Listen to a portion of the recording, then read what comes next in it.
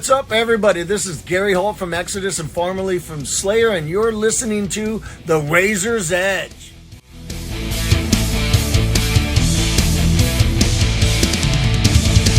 Hi, it's Kat from The Razor's Edge, and I'm here with Deb from Heriot, who have played on the main stage earlier. How are you, Deb? I'm great, thank you. How are you? I'm good. How did that go then? Yeah, it was fantastic. Loads of pits. There was a jousting match with a Heriot shield. I did see that, which is really cool. So yeah, we had a great time. Thank you. Brilliant. And you have joined that exclusive club of bands who've played all ages. Yeah. How's that feel? Wow. I mean, I've only played 2 of them, but the other guys, they started on the New Blood stage in 2016, so 9 years ago. So yeah, I mean, we've kept at it, and it's so lovely to have that moment of finally being on the main stage. And I think it's really inspiring to all the younger bands that it's possible, right? Yeah, of course. It's not unachievable. Yeah, definitely. Yeah, and especially, younger girls coming into the industry now. You don't have to just sing. You can play guitar, you can play drums. Yeah, exactly. Yeah, exactly. I think it's actually a really positive message. Mm-hmm. Yeah, definitely. Yeah. So,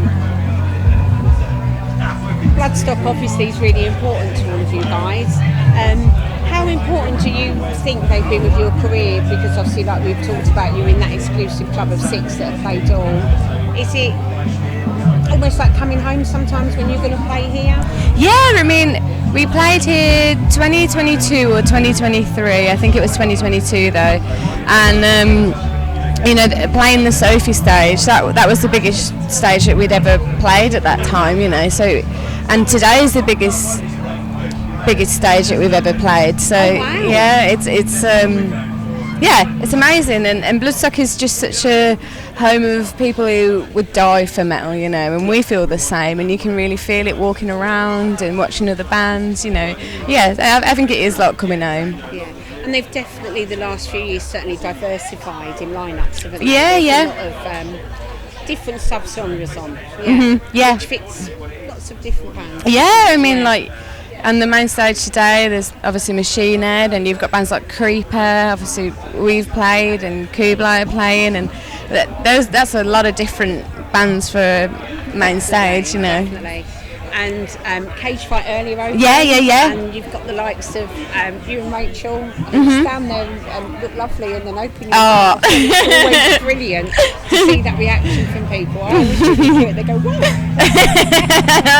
Which I think is always fun. Yeah, brilliant. Yeah. Are you going to see anybody today, do you think? I would love to see Kublai Khan, and I'm hopeful that I'll see Machine Head, but I think that I probably won't get to see Kublai Khan today. But that's okay. All these press people bothering you, right? No. Not at all. Very grateful. So it's a year since Devoured had been out. How's that been for you? Because as you had said earlier, you left and come back. You came back. You were with them 2022 onwards here. Yeah. How's the last year been with the new album? You've had a deal as well with the guitar. It's been a really busy year, actually. Yeah, we've been blown away by the response to it. It's our first album. We've had an EP out previously to that, and it feels really great to have a chunkier body of work out, rather than just I think our EP was maybe 8 tracks with 2 instrumentals, and you can now we do a much longer set, whereas before we would do a 25-minute set or something like that. It's really lovely to see that people have received it well. You can't ask for much more than that, and definitely. Yeah. Anything you're up to in the next 12 months you can talk about at all? Anything in the works? Yeah, we're on tour at the moment for festival season.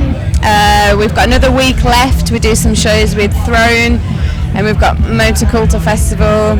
Then we go out across Ireland with Thy Art Is Murder, and Greece and Turkey, and then we're doing the US with Trivium later this year. That's exciting. Yeah. That must be maybe a pinch me moment. Yeah, absolutely. Absolutely. Finally, we're asking everybody the same question at the festival. we were both at Back to the Beginning. Yeah, yeah. We've sadly lost our scene. Yeah. And especially as you're a Brummie. Yeah. I live in Shropshire, I'm very close to you. What did Ozzy and Black Sabbath mean to you, Deb? I mean, it sounds cheesy, and you know, loads of people are saying this similar kind of thing, but I think it's because it's so true. Like without Black Sabbath and without Ozzy, none of us would be sat here. And I think, especially being from Birmingham as well, you know, like it felt so amazing to see the city come together and to see so many people flock to our city and recognise that as a birthplace of metal. And for me, that's like the number one thing in my life, but not just me, but yourself and everybody who we're surrounded by. Like, I don't think you'll ever have another person of that influence within this space. So yeah, it's a huge loss, but what a life and what a legacy. Absolutely. Well, thanks so much for your time, Debbie. You too. No. Thanks again. Cheers.